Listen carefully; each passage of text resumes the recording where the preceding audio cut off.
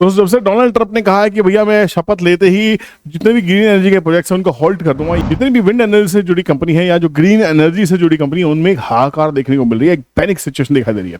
बार बार लोगों के मैसेज आ रहे हैं, बहुत लोग मैसेज डाल चुके हैं, सर हमारे शेयर्स का क्या होगा, हमारे शेयर्स का क्या होगा। आगे बढ़ने से पहले आपको बता दूं, किसी तरह की बाइंग सेलिंग एडवाइस नहीं है, आपने सोच समझ के शेयर्स लिए होंगे, सोच समझ के ही बेचना। बट मेरा फर्ज बनता है कि अगर आप परेशान हैं तो आपको थोड़ी सी सहानुभूति या थोड़ा सा हौसला देने के लिए एक वीडियो जरूर बनाई जाए।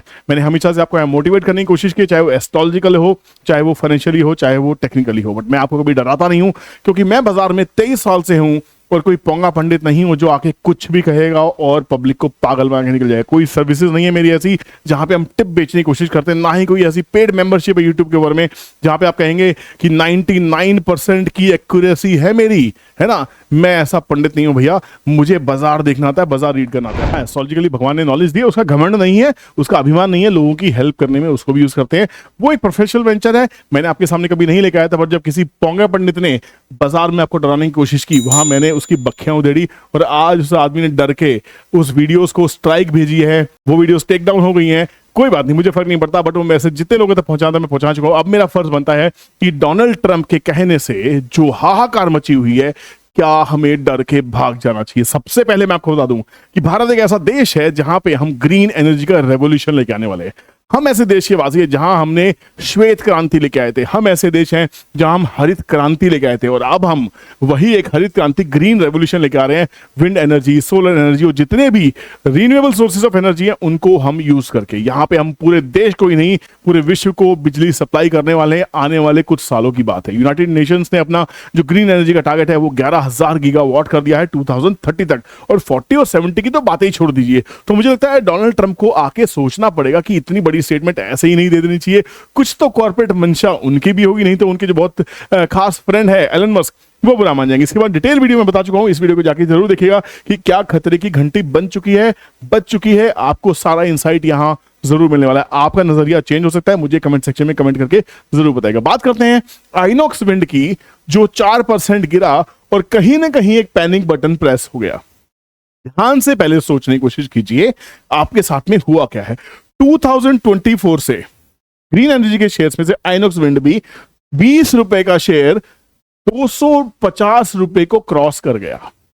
20 रुपीज का शेयर, मोर देन 10 टाइम्स। आपको क्या लगता है एक ही साल में अगर शेयर 10 गुना से ज्यादा हो जाएगा, जहां पहले 10 गुना शेयर 5 साल, 6 साल, 10 साल में होते थे, अब एक साल में 10 गुना होंगे, सिर्फ इस बात के ऊपर में कि हम ग्रीन एनर्जी प्रोड्यूसर बन गए हैं, बनने वाले हैं, ये होगा वो होगा, ये नंबर्स वो नंबर्स, ये ऑर्डर्स, फलाना ठिकाना। क्या आपको नहीं लगता कि छोटी मोटी करेक्शंस होनी वाजिब है?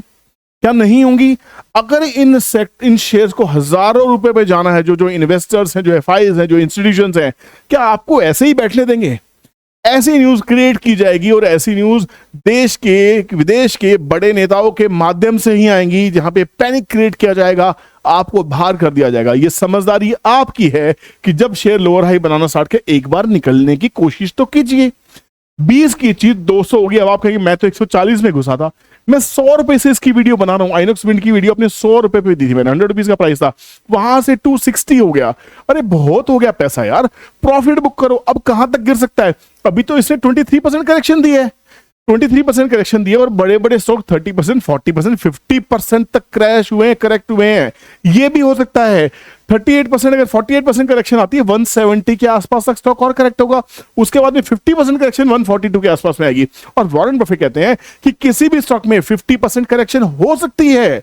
अगर इतना बड़ा दिग्गज investor, the big daddy of stock market, अगर कह रहे हैं, क्यों नहीं सुन रहे हो? माँ बाप की बात हमें सुननी चाहिए, और वॉरेन बफेट को हम अपने पिता का दर्जा देते हैं स्टॉक मार्केट के इन्वेस्टर्स, मानना चाहिए, हमें उनकी रिस्पेक्ट करनी चाहिए, उनकी सिखाई हुई चीजों को जिंदगी में लेके आना चाहिए। तो अगर ये स्टॉक करेक्ट होता है, जैसे करेक्शन दिखाई दे रही है, अभी तक इसमें करेक्शन नहीं थी, एक शार्प प्राइस था, they were buying on every damn price.